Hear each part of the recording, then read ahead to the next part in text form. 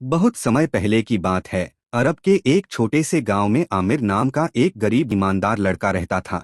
आमिर का परिवार बहुत गरीब था और उनका गुजारा खेतों में मेहनत करके ही चलता था। आमिर के माता पिता ने उसे हमेशा सिखाया था कि सच्चाई, ईमानदारी और सब्र ही इंसान के सबसे बड़े गहने होते हैं। एक दिन आमिर अपने गांव के बाजार में कुछ सामान बेचने गया ताकि कुछ पैसे कमा सके। रास्ते में उसे एक चमकता हुआ पर्स मिला जिसमें सोने की कई मुद्राएं थीं। आमिर हैरान था क्योंकि इतने पैसों से वह अपने पूरे परिवार की गरीबी मिटा सकता था। लेकिन फिर उसे अपनी माँ की कही बातें याद आईं। बेटा, अगर तुम्हें कभी ऐसा मौका मिले जहां तुम्हें अपनी सच्चाई का इम्तिहान देना पड़े तो कभी भी झूठ या चोरी का रास्ता मत चुनना। अल्लाह सब देखता है।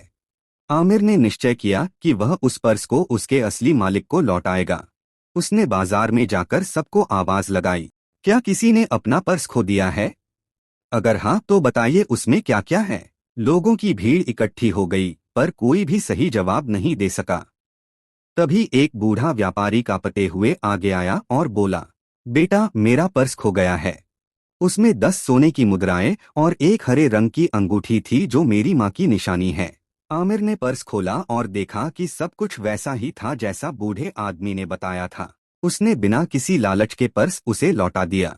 बूढ़ा आदमी बहुत खुश हुआ और उसने आमिर को कुछ पैसे इनाम में देने चाहे, पर अमीर ने विनम्रता से मना कर दिया। अल्लाह का इनाम। बूढ़ा आदमी आमिर की ईमानदारी से इतना प्रभावित हुआ कि उसने उससे पूछा, बेटा, तुम इतने सच्चे क्यों हो?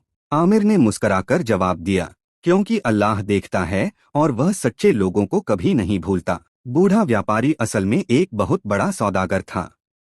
उसने आमिर को अपने साथ काम पर रख लिया। आमिर की मेहनत, ईमानदारी और सच्चाई के कारण वह कुछ ही वर्षों में एक बड़ा व्यापारी बन गया।